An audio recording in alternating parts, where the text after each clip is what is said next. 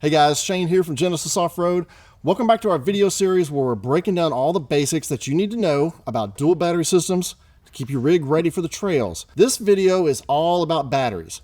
What's the difference between traditional lead acid, AGM, and lithium batteries? We'll cover what all the specs actually mean to help you understand and compare batteries from different brands. Now, whether you have the Gen 3 Power Hub or the Omega DC-DC charger system, or if you just need a new battery for your daily driver, we want you to be confident in choosing which battery is right for your rig.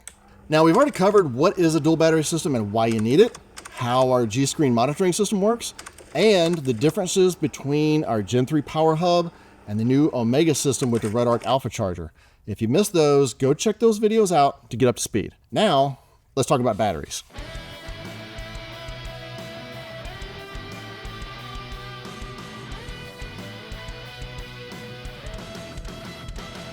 First up, battery types. We've got three main players here: traditional lead acid, AGM, which stands for absorbent glass mat, and lithium, or more specifically here, lithium iron phosphate, not to be confused with lithium ion that you find in a lot of consumer electronics products. Each one of these has its pros and cons, and the right one for you depends on what you're trying to do. Okay, first up, traditional lead acid batteries. Now, these are the most common type of battery out there.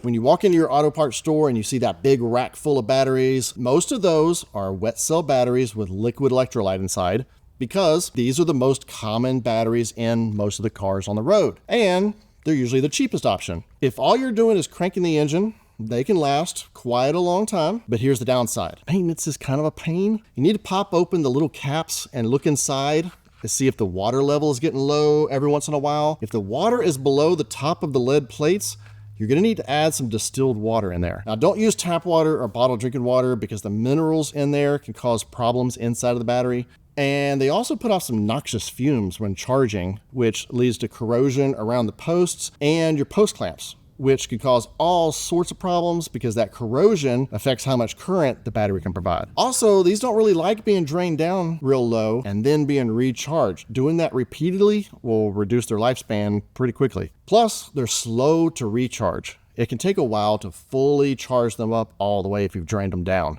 Have you ever been driving around town, running a bunch of errands, and then you come out of the store to leave, and suddenly you can't start the engine? When these batteries wear out, they can die on you immediately without hardly any warning. So the best use case here, they're great for light duty on a budget. They're great at what they're intended for, which is starting the engine. Or maybe you can run a small fridge occasionally or a couple of lights, but deep cycling or rough conditions, they're going to tap out quick.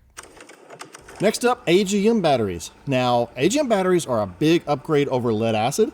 They're still technically a lead acid battery, but the electrolyte is soaked into a specialized fiberglass mat in between the lead plates to hold that electrolyte like a sponge. That means there's no liquid sloshing around inside, so they're spill proof and leak proof.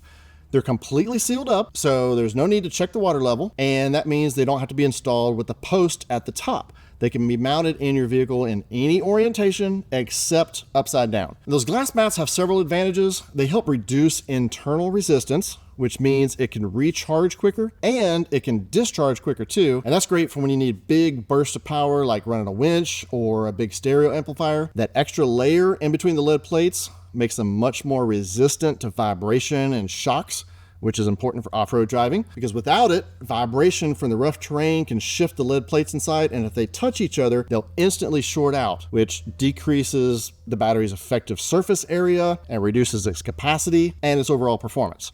Now, AGM batteries do a pretty good job at being drained down and then charged back up, so that means they're great for overnight camping gear, like a fridge, heating blanket, camp lights, recharging your phone, all that sort of thing. Now, all batteries have a limit to their lifetime capacity, which is the total energy that battery can produce over its lifetime. The lifespan of AGM batteries is going to depend on how many times you drain it down and how low the voltage gets, which we call its depth of discharge, or how empty the battery is after you discharge it. Most AGM batteries are rated by how many times you can drain it down by 80%. The top quality AGM batteries that we carry from Odyssey and Full River can be drained down by 80% about 400 times, which is really good. Now, if you don't drain it by that much before it gets recharged, then it'll last a lot longer. So think about it this way. Let's say you're in the construction industry and you like to have a 12-volt fridge in your truck to keep your lunch and your water bottles cold. So you leave your fridge running 24 hours a day. Now, when you're driving around town from one job site to the next, the engine will be charging the battery. But when you get home and that fridge is running all night long, draining down the cranking battery until the next day, when you drive it and charge it up again, how long should you expect that battery to last? Maybe only a year or two. Now, let's say that fridge is in soccer mom's minivan, but she only turns the fridge on for a few hours, just a couple times a week, to keep the kids' drinks cold for practice or the games. Now, in that case, that battery is not getting drained down nearly as often or as low as in the other case. So that battery will probably last several years. And if all it's doing is cranking the engine and then getting topped back off, then it's not uncommon for good quality AGM batteries to last 6 to 10 years. Now, extreme heat and cold can also have an effect on AGM batteries. Just ask anybody who lives in the desert Southwest. Those folks go through a lot of batteries. But unlike lead acid batteries, which can leave you stranded, AGM batteries will start to show you signs that they're nearing the end of their life. You'll start to notice this thing doesn't seem to be lasting as long as it did before. Throwing a good charger on there can help recondition it and extend its lifespan, but if you start to see the fridge doesn't stay as cold as long as it did last year, well, maybe that's a sign that you're getting close to needing to replace it. So AGM batteries have a huge range of use cases. And even though they cost 2 to 3 times as much as the traditional lead acid batteries, the extra benefits like deep cycling, vibration resistance, quicker recharge times, at a pretty reasonable price point for the capacity makes them pretty easy to justify over your old school lead acid. Okay, now let's talk about lithium batteries. In our case, we're talking about lithium iron phosphate batteries. You may also hear these referred to as LiFePO4 or LiPo or LFP. These are not the same as lithium ion batteries that are commonly used in consumer electronics or EV cars that you hear about catching fire. These LFP lithium batteries that we use in our Omega dual battery systems are inherently safer than other lithium ion chemistries. Their chemical structure is more stable, which reduces the risk of thermal runaway, which is when a battery overheats uncontrollably and it can ignite. And the risk of these batteries catching fire is very low, but not zero. In extreme conditions like severe physical damage or overcharging or exposure to extremely high temperatures, I'm talking about like over 270 degrees Celsius, they can still catch fire, but puncturing the battery or short-circuiting it has a much lower risk of a full fire than with other lithium ion batteries. So I just want to start off with that to clarify before we go any further, since there's a lot of confusion and misunderstanding around that. LFP batteries are a lot different than AGM. They have a lot of great benefits, but they also have some limitations. These have a high energy density. This one from Dakota Lithium packs 135 amp hours of capacity into a pretty small package. Now, comparable size AGM will have around 68 amp hours or so. So this has twice as much capacity, and we'll talk a little bit more about that capacity rating in just a bit. Now, a lot of the LFP batteries are only rated for low amperage, deep cycle applications, but this one from Dakota Lithium can also be used for starting your engine, which is pretty cool. They're excellent for deep cycle uses like running all your camping gear all night because they put out a steady voltage level while you're discharging it, rather than the voltage level dropping down as you use its capacity like AGM batteries do. Similar to your cell phone, even when your cell phone is drained down to like 3%, you can still make calls, use GPS, watch videos, until suddenly your phone is dead, right?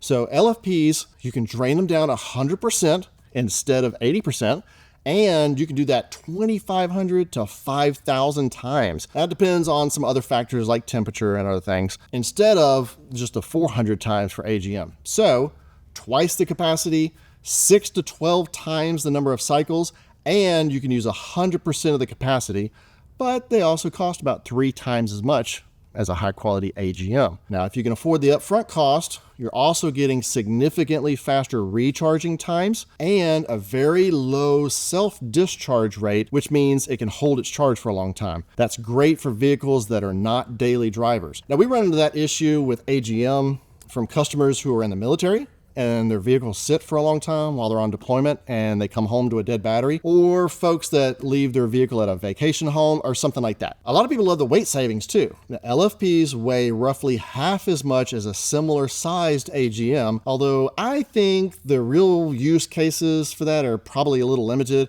Now, if you're building an overland rig, those are typically pretty heavy vehicles, so maybe you want to shave 25 pounds off. Or if you have a race car, every pound matters there too. But for a daily driver or a weekend warrior rig, you're probably not going to notice the difference in a 50-pound versus a 25-pound battery. Even with all the advantages like energy density, deep cycle, fast charging, flat voltage curve, low self-discharge rate, the weight savings, and long life, there's still some disadvantages that you need to be aware of. One big one is with extreme temperatures.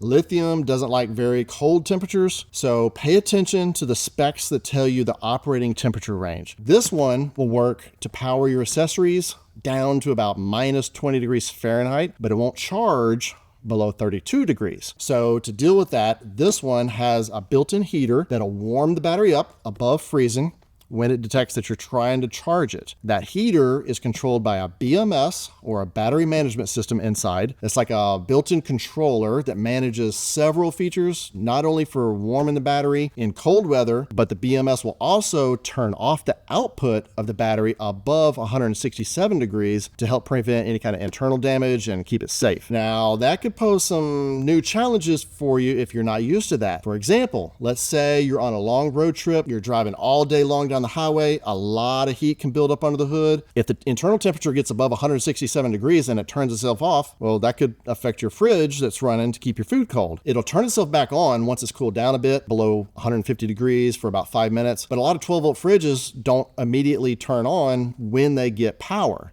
So while you're driving, your DC-DC charger or even your alternator will be providing power. So you may not even notice that the battery is over temp, but once you get to where you're going, you know, your camp spot or your hotel or whatever, and you turn the engine off, that's when you might see the fridge cut off. So you'll want to plan for that and come back out to the vehicle in a little while, make sure the fridge is turned back on. Now with our Omega dual battery system, we're trying to combat that heat issue under the hood. The Omega system for the JL and the JT comes with this really nice heat shield material that covers the entire bottom and the side of the tray that faces the engine.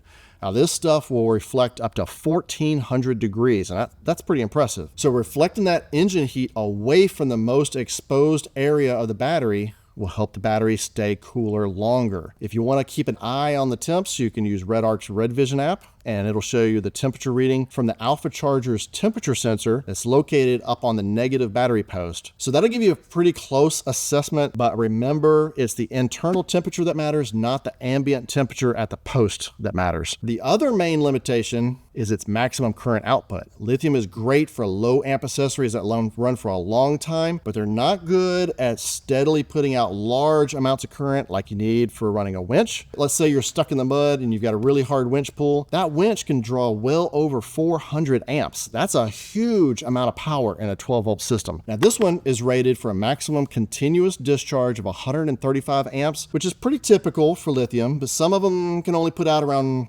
80 to 100 amps. So you'll want to also watch the maximum charging rate. If you're putting this one in with our Omega system, then the RedArc Alpha Charger will provide a nice steady charge rate up to 25 amps, depending on what the battery needs, and at the proper charging voltage of about 14.4 volts. But if you're installing it standalone in the vehicle, and you're charging it with your alternator, you'll want to double check its max charge rate. Now this one can be used with up to 150 amp alternator, but ideally it needs to be able to put out 14.4 volts. If it puts out less than that, then the battery just may not charge all the way up. So you'll be missing out on some capacity. So if you have a high output alternator, that could be a problem, but the answer then would just be to simply use a dedicated DC-DC charger so that you know this expensive lithium battery is getting charged properly. So the positive use cases here are very compelling, especially the steady voltage over the whole capacity of the battery. If you enjoy camping in the wintertime, or if you're regularly out in the desert heat, just be aware of those limitations so you know what to expect. Okay, now that we know about the different types of batteries, let's talk about the specs for each type and how to compare different brands so we know which one is the best. But remember, what's best for you may be different than what's best battery for somebody else. Now, the first and most obvious spec to look at is the size.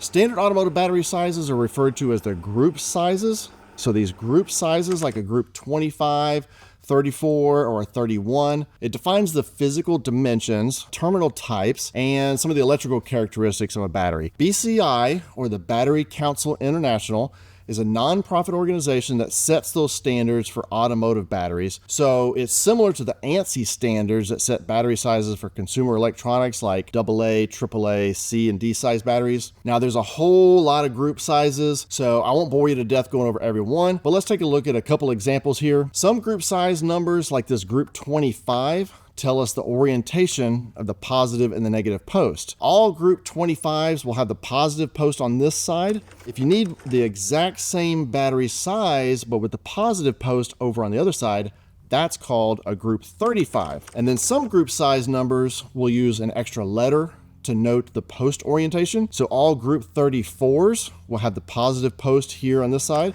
But if you need the positive post on the other side, that's called a 34R. And the R stands for reverse post. So it can be a little tough to keep up with all the different sizes and post layouts. Most battery companies will have a chart that shows all of their BCI group sizes with the dimensions and the post orientations. So if you're shopping for a stock replacement battery for your vehicle, it's usually easy to look up the right size that fits your car. But if you're buying batteries for our dual battery system, you'll want to check the notes at the top of the dual battery system page to see which size is required, because it may not be the same as the factory size. That's because we usually have to get creative with how we turn the batteries to get them to fit in the space that we have available. So for example, the stock replacement size for a Jeep JK is a 34R, but since we rotate the battery 90 degrees to put two in there side by side, we have to use a group 34, not a 34R, so that the positive post will line up with the factory positive wire harness. Now next up is amp hours, which you'll usually see written as AH. Amp hours are like your battery's gas tank. It's how much energy it holds. A simple way to think about it is a 100 amp hour battery can theoretically give you 1 amp for 100 hours or 10 amps for 10 hours. Now, sounds simple, right? Well, there's a little bit more to it. The amp hour rating is calculated by a formula, usually using a C20 rate. C20 refers to the 20-hour discharge rate. It's the amount of current battery can deliver over 20 hours before being fully discharged, which means it's down to 10.5 volts. So let's look at an example. The C20 rate is calculated by dividing the battery's capacity in amp hours by 20 hours.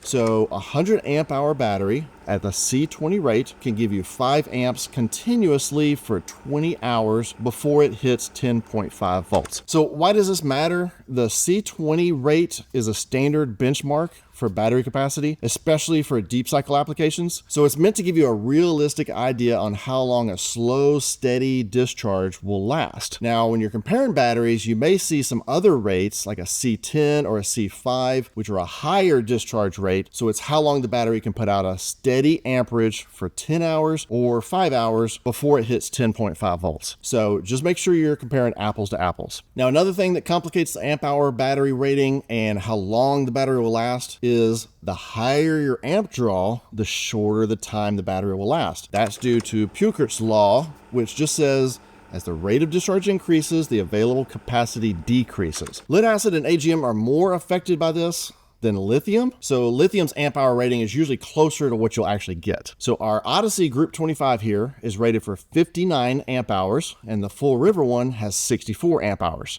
Another spec to look at is the reserve capacity, shown in RC. This is the amount of time in minutes that a fully charged battery can supply a steady 25 amps before it drops to 10.5 volts. Now, not all batteries of the same group size will have the same reserve capacity, so that's another good one to look at on the label when you're trying to figure out which brand of battery will last the longest. Now, this Group 25 from Odyssey will last 117 minutes, and this one from Full River is rated for 120 minutes. So these are two of the highest capacity AGM batteries on the market. Now, lithium batteries may not show the reserve capacity on the label. They'll usually list the maximum discharge rate, and it's expressed as a C rate, which is a way to express the speed at which a battery is being discharged relative to its capacity. So a 1C discharge rate will fully discharge the battery in 1 hour. Now, this one from Dakota Lithium packs 135 amp hours of capacity. So at a 1C discharge rate, the maximum safe discharge rate is 135 amps. And that's why I said earlier,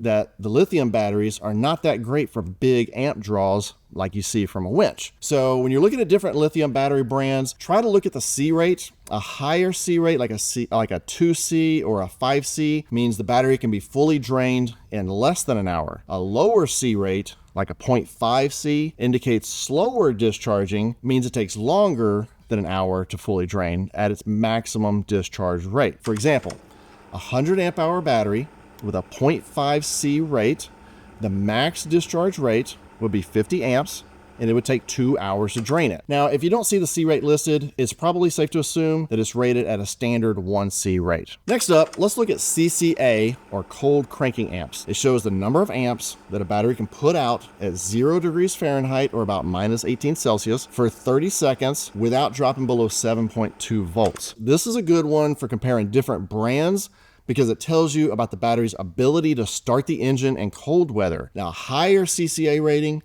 means it can deliver more power to the starter, allowing it to spin the engine easier, even in frigid temperatures. For our AGM batteries over here, these put out 750 and 765 cold cranking amps. That's some of the highest numbers you're going to see in this size. The majority of lithium batteries are not intended for cranking duties, so you usually don't see them list a CCA rating, but this one here from Dakota Lithium, this is a dual purpose battery, so it can put out 1,000 cold cranking amps, which is pretty impressive, and it can be used for deep cycle applications. You'll also often see CA, or just cranking amps. That's the number of amps it can put out at 32 degrees Fahrenheit or 0 degrees Celsius. Now, there's a few more similar types of specs that you may see on AGM and sometimes on lead acid batteries. MCA, or marine cranking amps, actually has the same definition as CA, or cranking amps. It's amp output at 32 degrees Fahrenheit, but you'll see MCA more commonly used for comparing marine batteries, meaning that that battery is suitable for the vibration and moisture and deep cycle use in boats. Another one is PHCA, or pulse hot cranking amps.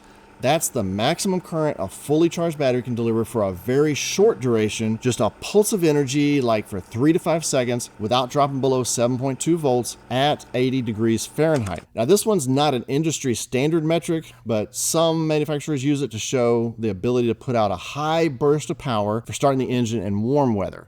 HCA, or hot cranking amps, is similar to PHCA.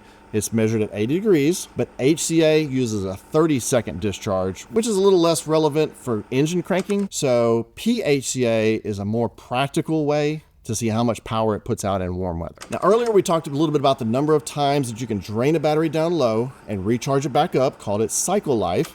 When you're comparing cycle life across different batteries, just be aware that there's not a hard set rule for defining the number of cycles. The most common way to rate them is by the depth of discharge. So most commonly, you'll see it at 80% depth of discharge, or draining that battery down by 80%. So a good quality AGM battery can be drained 80% down about 400 times. But here's where you got to pay attention. Some of them will rate the cycles at 50% depth of discharge or even less, just to make the numbers look better. So pay attention so you can compare apples to apples. Now, some lithium batteries will be rated at 80% or even 100% discharge. So if you see one lithium battery that says it can do 2,500 cycles and another one that says it can do 5,000 cycles, well, that's a pretty big difference, right? It's easy to say, wow, for nearly the same price, I'd much rather have the one that does 5,000 cycles, right? Again, just pay attention. Is that 2,500 or 5,000 cycle number at 80%, or is it at 100% depth of discharge? Okay, so armed with all that info, which battery is right for you? Well, the answer is still, it depends. It depends on what's important to you. Do you need a cheap solution to get you by for a while and you're not doing much off-roading? Just go with lead acid. If you don't want to have to think about your battery for the next 10 years, go with lithium. Maybe you're like a lot of people and you say, well, look, I need a good battery to do a little bit of everything. I need cranking, I want to run my camping gear overnight, but I don't want to spend a fortune. Then AGM's the way to go. Even with all the benefits of lithium, and there's plenty of them, AGM is still going to be the king of the road for the foreseeable future, at least until either the cost of these LFP batteries comes down some more, or until some new type of battery hits the market that outperforms LFP. at a better price point. But if you need those benefits of lithium today, it's really not that hard to look at the numbers and justify the higher price point. So I hope this video helped you out. Now, we could spend a whole lot more time on any one of these topics, but hopefully this gives you a better understanding of the different options and what you should take into consideration when you're trying to pick out your next battery. As always, let me know if I missed any details or if you have any questions by leaving me a comment. I love to hear from you guys. If you want more of this type of content, go hit the subscribe button, give me a thumbs up. For more details on these batteries that we offer or for more info on our dual battery systems, go check out genesisoffroad.com, and thanks for watching.